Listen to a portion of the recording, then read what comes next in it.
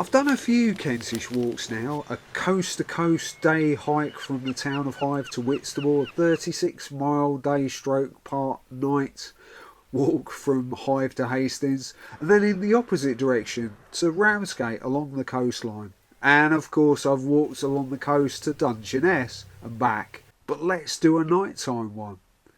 Starting out just before sunset, I measured out the distance with a fine chain, about 27 miles from Hythe to Dungeness and back. You can also use chains for other things too, like creating random faces. It's quite an easy walk because it's mostly along the pavement, and the Romney Marsh of course is very flat, so nowhere near as perilous as it would be walking along the top of the White Cliffs of Dover in the pitch black. Plus, I chose perfect weather conditions. There are a multitude of benefits to walking. You've got plenty of time to actually experience with all your senses what you're actually walking through, which you don't really get on a car journey.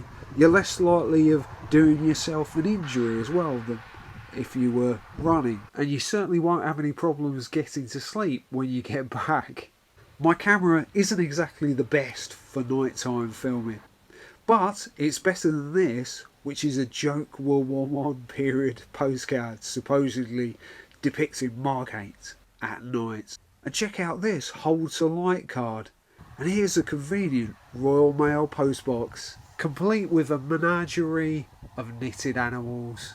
The great thing about nighttime walking is that there aren't so many distractions, and so you make quicker progress, although you do tend to notice the sounds a little bit more. It heightens your other senses, I guess.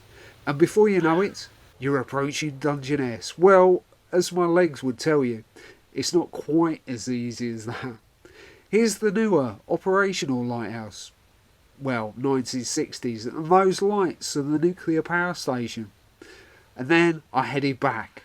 I love that red glow that you get on the horizon that appears ages before the sun actually rises. It seemed to give me a much needed morale boost. And I wasn't the only one to be re-energised by the promise of a new day. You could almost fool yourself into thinking you're living on a tropical island, and then the fatigue kicked in again. But there were plenty of promenade benches to take a nap on along the way back to Hythe.